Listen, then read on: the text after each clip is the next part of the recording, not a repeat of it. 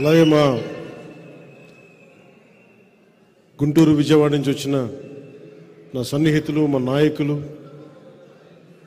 ఇక్కడికి వచ్చిన జన సైనికులకి,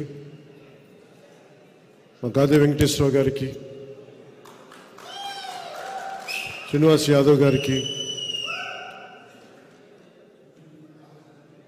మా విజయవాడ నాయకులు అమిశెట్టి వాసు గారికి, మండల్ రాజేష్ గారికి కూడా ప్రత్యేకించి హృదయపూర్వక నమస్కారాలు.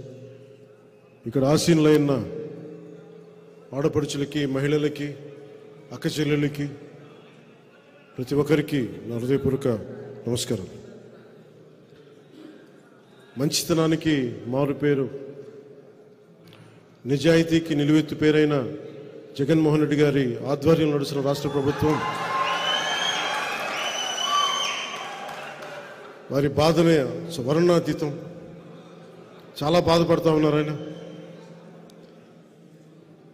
ఆయన అందరు ఇబ్బంది పెట్టేస్తున్నట్టు, ఆయన ఒక అర్జునుడిలాగా, మేమందరం కౌరవుల్లాగా,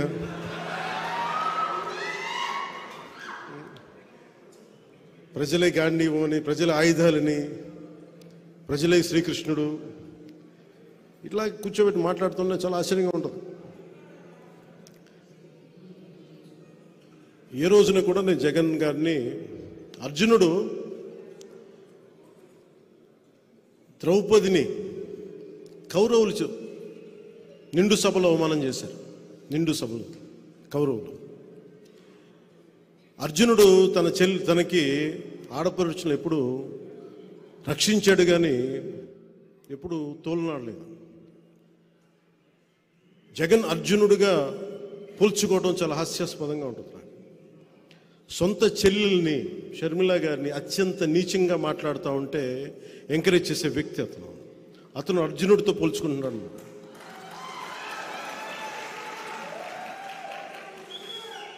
అసలు ఆలోచించుకోవాలి మాట్లాడబోయే ముందు. పాపం సొంత చెల్లెలి గౌరవం ఇవ్వని వ్యక్తి ఈ రాష్ట్ర ముఖ్యమంత్రి. సొంత చెల్లెలు, తోబుట్టు,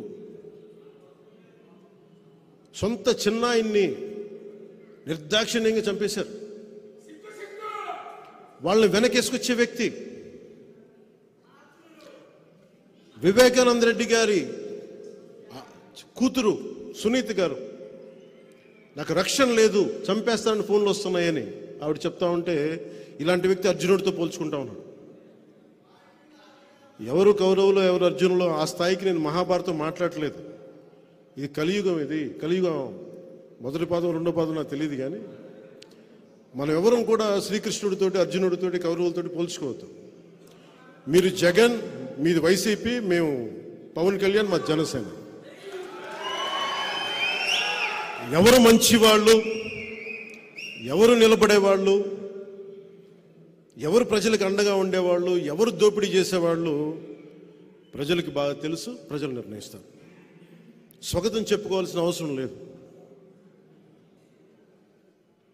నేను ఇన్ని రోజులు కూడా ఏ రోజున కూడా ఆయన తగ్గించి ఎప్పుడు మాట్లాడు. సొంత చెల్లికి గౌరవం ఇవ్వనివాడు మన ఇంట్లో ఆడపడుచులకి, మన తల్లికి, మన ఇంట్లో ఆడపడుచులకి గౌరవిస్తాడని నేను అనుకోను, ఆశించను కూడా. ఇందాక పెద్దలు బాలశౌరి గారు చెప్తూ ఇంత వ్యక్తిగతంగా దిగజారిపోయే తిట్లు ఇన్ని ప్రభుత్వాలు వచ్చినాయి. మాటకి మాట ఉంటుంది, విమర్శకు ప్రతి విమర్శ ఉంటుంది. ఇంత దిగజారి చేసిన రాజకీయం దాదాపు భారతదేశంలో ఎక్కడా లేదేమో. వైసీపీ ఉన్న చోటే దిగజారుతనం ఉంటుంది.